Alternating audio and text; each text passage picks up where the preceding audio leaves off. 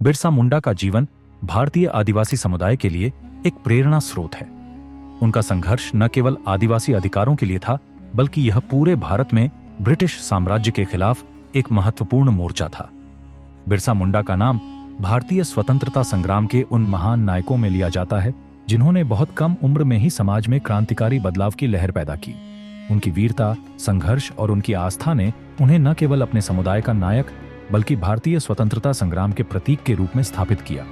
इस कहानी में हम बिरसा मुंडा के जीवन, उनके संघर्ष, उनके योगदान और उनकी धरोहर को विस्तार से समझेंगे। बिरसा मुंडा का जन्म 15 नवंबर 1975 को झारखंड राज्य के रांची जिले के उल्लीहातू नामक गांव में हुआ था। उनका असली नाम बिरसा उरांव था, लेकिन बाद में वे बिरसा मुंडा के नाम से प्रसिद्ध हुए। वे मुंडा जनजाति से संबंधित थे, जो झारखंड, ओडिशा, बिहार, मध्य प्रदेश और छत्तीसगढ़ के आदिवासी क्षेत्रों में बसते हैं। उनका परिवार सामान्य रूप से एक साधारण आदिवासी परिवार था और उनके बचपन में ही उनका संपर्क आदिवासी समाज के अनेक समस्याओं से हुआ। बिरसा ने अपनी प्रारंभिक शिक्षा स्थानीय मिशनरी स्कूल से प्राप्त की थी।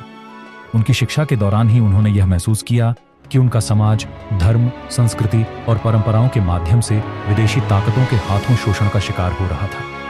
बिरसा मुंडा का परिवार और उनका समुदाय सामाजिक और आर्थिक रूप से कमजोर था और ब्रिटिश शासन और जमींदारी प्रथा के कारण उनकी स्थिति और भी दयनीय हो गई थी। 19वीं सदी के अंत में भारत में ब्रिटिश साम्राज्य का शासन था और देश की आदिवासी जनजातियां अत्यधिक शोषण और उत्पीड़न का शिकार हो रही थी।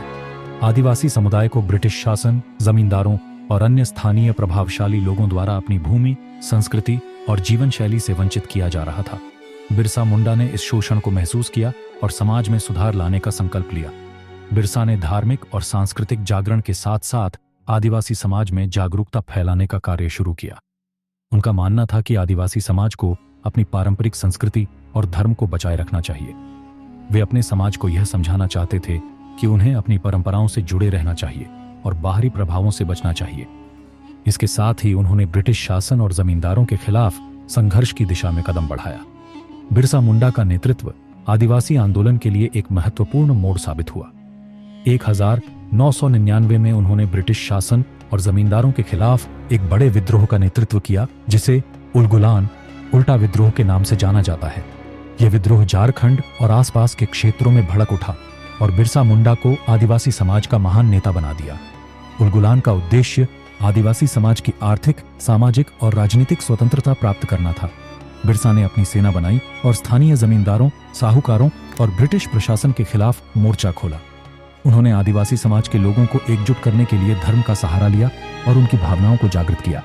उलगुलान का मुख्य कारण था आदिवासी समुदाय द्वारा भूमि का शोषण, भारी करों का दबाव और धार्मिक आस्थाओं का अपमान। बिरसा ने इस शोषण के खिलाफ आदिवासी समाज को संगठित किया और उन्हें अपने अधिकारों के लिए संघर्ष करने का आह्वान किया। उनका नारा था उलगुलान। इसका अर्थ था प्रतिरोध और संघर्ष।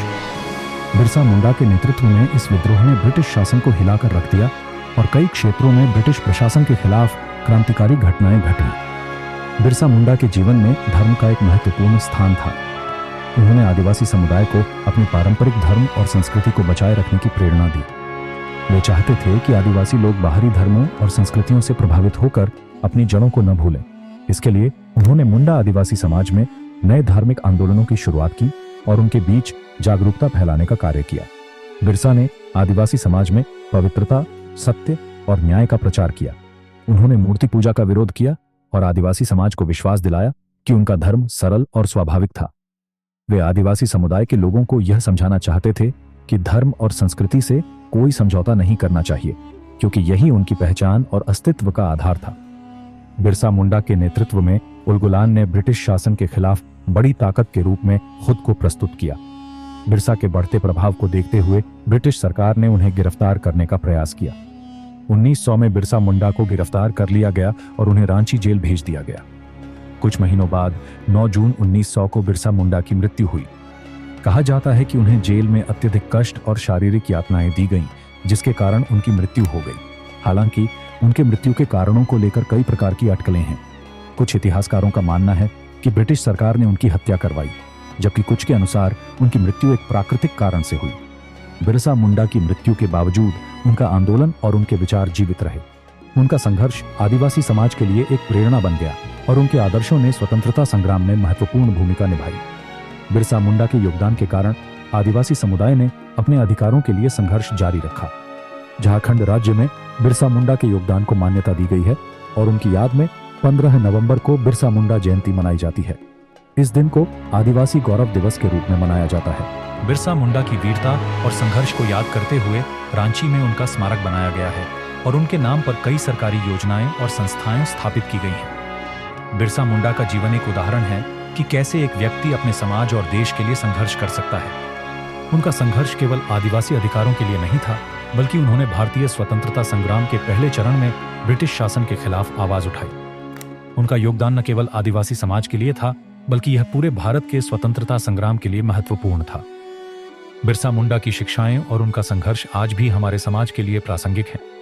उनकी प्रेरणा से हम ये सीख सकते हैं कि समाज में बदलाव लाने के लिए हमें अपने अधिकारों के लिए खड़ा होना चाहिए और अपने संघर्ष को निरंतर जारी रखना चाहिए।